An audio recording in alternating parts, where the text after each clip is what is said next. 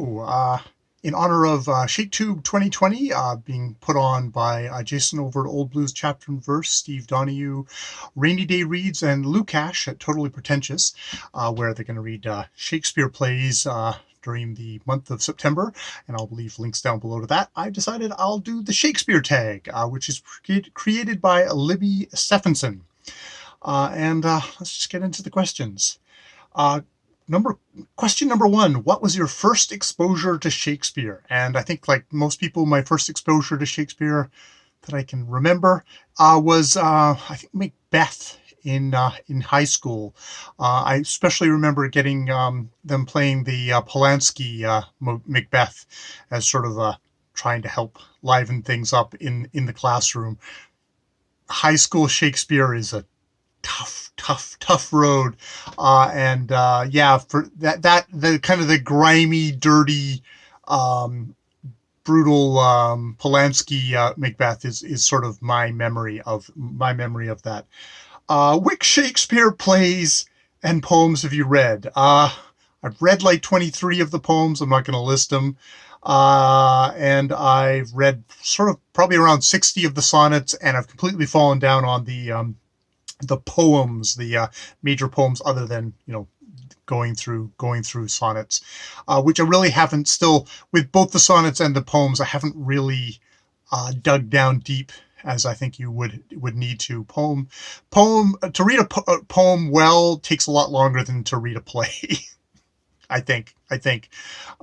Question number 3, which have you seen either on stage or on film?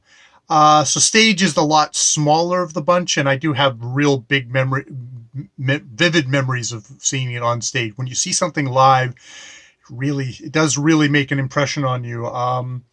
I saw Midsummer Night's Dream in a bistro during like the Fringe Festival here in Victoria, which I still think remains like my favorite Shakespeare comedy, because being done in this tiny little bistro, just by kind of like student actors, super exuberant, super fun, kind of naughty, just like that to me was like, wow, that really caught the spirit of Midsummer Night's Dream, maybe more than like a proper stage production would have. I saw in the same kind of fringe, one of those fringe years, I saw The Merchant of Venice, where there was like sort of the heroes were portrayed as sort of fascistic kind of Nazis, with all circling around Shylock, which was an interesting way of sort of addressing kind of the racism, the anti-Semitism of that play. I'm pretty sure I've seen a Hamlet. Don't have a vivid memory of seeing a Hamlet on stage, but I think I've seen one. Probably my big memory is in Vancouver. There's something called Bard on the Beach, where down at the kind of the harbor front there, getting to see King Lear, and it's starting, before, starting in daylight, but as the evening went on, it was like coming into the night with a kind of a sunset, and with Lear, and just like, oh, that was such a great production of King Lear. I really remember that, really enjoying myself with that. On film, I've seen a ton. Richard III with it's Ian McKellen, the Henry V with old Gilderoy Lockhart there. Macbeth, what I mentioned already. The Tempest, definitely seen a bunch of Tempests. Titus Andronicus, the Julie Taymor Titus, with Anthony Hopkins, seeing that.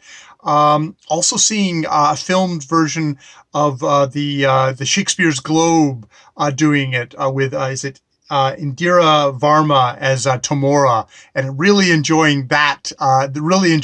Titus getting that kind of blood and guts and the revenge in there. Really enjoying that. I know that's terribly tasteless, poor, bad me for actually enjoying that play, but yes. Number 4, do you have a favorite edition of the complete works? That would probably be this thing here, the Arden Complete Works, which is a behemoth and it's kind of unwieldy. I picked it up in university for when I was taking Shakespeare. Probably the best experience of Shakespeare in the classroom was in a university with a professor who was a bit of a Shakespeare scholar, and I believe he spent his time. He's an American who spent his time actually doing stage productions of Shakespeare. In the States, and it was just like really rich and deep. So I have a lot of warm, fond memories, and it's very kind of clear type, not like a gigantic kind of intellectual kind of apparatus, as Steve Donahue would say. But yeah, that's my favorite complete works, which has got the poems in it, so I could actually get to work on those. What's your favorite comedy? That would be Midsummer Night's Dream, which Christopher Moore, a body comedic novelist, has this whole series of books that are sort of the he follows kind of Lear's Fool, but he's kind of going through various plays in various kind of reimagined scenarios. And his latest is Shakespeare for Squirrels, where there's a lot of Midsummer Night's Dream in there. And actually, Midsummer Night's Dream, it's kind of antic bodiness, really kind of mixes well with someone like Christopher Moore, who has that same antic nature. Favorite history would probably be King Henry V.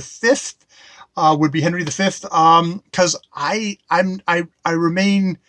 I know Henry is sort of supposedly kind of the shining great king in that thing, but I think there's an equally good reading that he is a manipulative bastard. Maybe he's both. I'm sure for Shakespeare he's both. He's a manipulative bastard who is just kind of twisting things to his own power needs for power, and how he uses war to get that. For tragedy, definitely King Lear. Howl!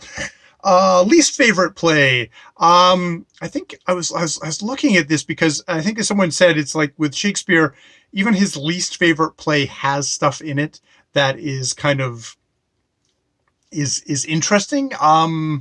It's because like some people really hate Titus Andronicus, and I actually enjoy that because I feel like it's like, oh, that's a play that shows his roots in kind of the revenge genre, which yes, later on he deconstructs, especially like something like Hamlet, but it's like Titus is like, oh, here he is at the beginning, he's just indulging, he's doing his Michael Bay revenge play kind of thing, which is fun to see a young Shakespeare who's totally morally irresponsible and is just, is blood and guts, also with some really arresting imagery in there. He's still, the genius of Shakespeare is still there at that early age, which is me talking about another favorite play. It's the play that I don't remember. Just the play that I can't remember is the one that it is. Which play, number 9, which play would you want to direct? I don't want to direct any plays. If I reinterpret that, that's like, which plays do I love to read and to interpret? I mean, I guess that would be, it's Henry V. That's, that is the Winter's Tale. Winter's Tale is like, maybe that would be the one. Okay. If I'm going to pretend it's directing, but it's actually just me reading, it's probably going to be Winter's Tale. Number 10, which lesser known play do you think deserves more attention, or which lesser known play are you most excited about? Maybe that would be Winter's Tale.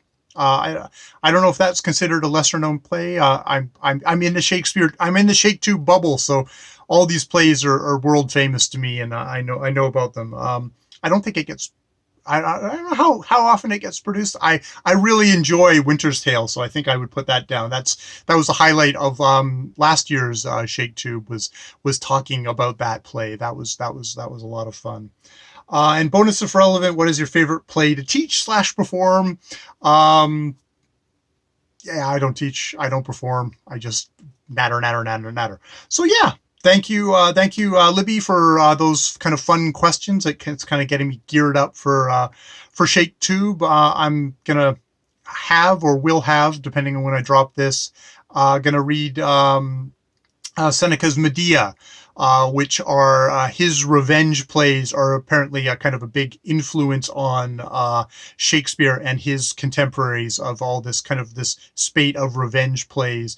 And maybe that'll give me kind of that Seneca's revenge stuff, taking a look at that and seeing how he does it, and how someone like Shakespeare then deals with revenge in his plays, and just the general thing there. That's my goals going forward before launching into September. Where if you go follow the links down below, they will the four co-moderators of Shakespeare will talk about, will give you a little intro videos about what plays they are going to be discussing in September, where you can do kind of a smorgasbord. You can just pick one or two. The very final play that they're going to do in the final week is going to be Hamlet, so they're all going to discuss that if you want to get the big group discussion, or if, take a look at the things, because there might be what your favorite play is, or the play that you have the most difficulty with might be in there, and it'd be fun to.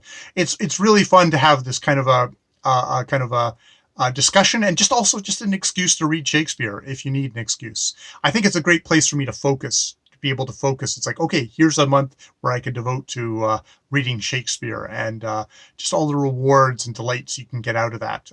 Whether you start reading the play for the first time, or if you're reading it for the fourth or fifth or sixth, or if you're Steve Donahue, 200th time. So yes, so that's the Shkspr tag. You're all tagged, all the people out there who are interested in Shakespeare. Or interested in the questions, why not just rag on Shakespeare through the entire tag about how terrible he is? You could also do the tag in a kind of a very spiteful revenge kind of way. And that's what I have for right now as I'm melting. More videos later.